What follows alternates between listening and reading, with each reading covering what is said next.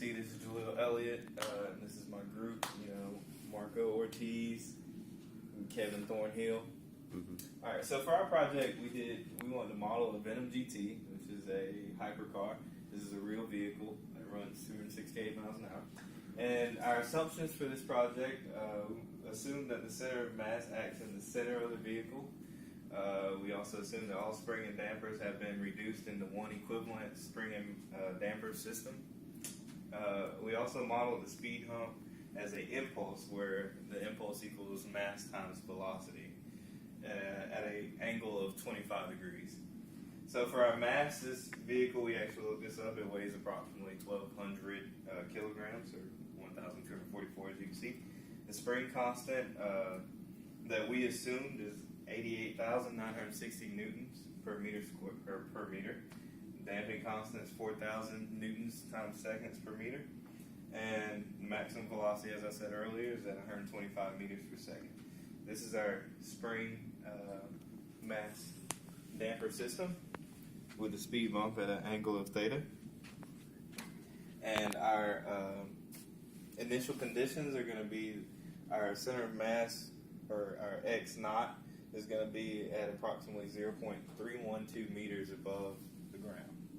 And our x dot, of course, is 0. All right. For our equations of motion, we started with the basic spring mass damper system with our mass, spring coefficient, and damper coefficient. And our force on the right is going to be our impulse function that we use for our hump.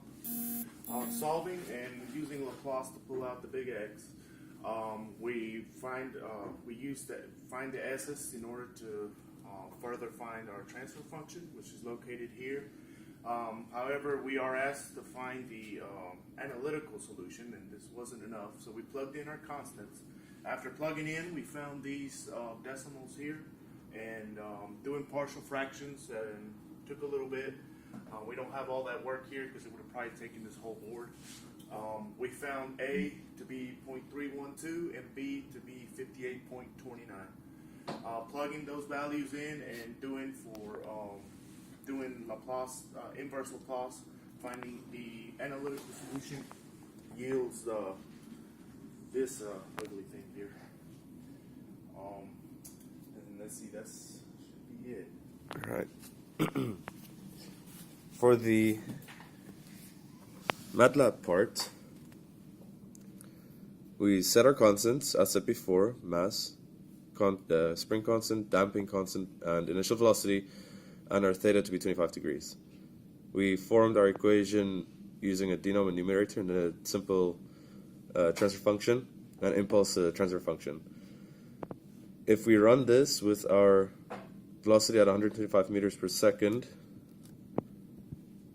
we get our transfer function there, and this is our reaction. We can see that we have a displacement of roughly 0.36 meters above the neutral line here, where it settles at about 2.5 seconds. At 3 seconds, it's pretty much flat.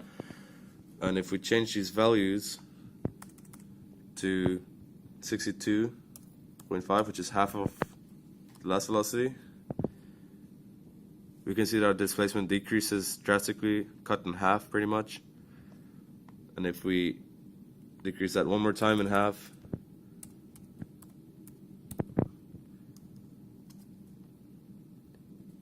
we can see that our displacement is very small.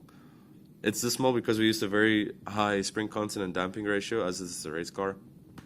So it's not supposed to bounce very much or oscillate. We know that from our solutions of our denominator that we have imaginary numbers and that we would oscillate like this. And we can see that the system stabilizes about the same time every single time. So we determined that it's better to go slower over the speed humps, as we have smaller oscillations over the same amount of time, meaning that the car would shake less and would be less likely to get damaged.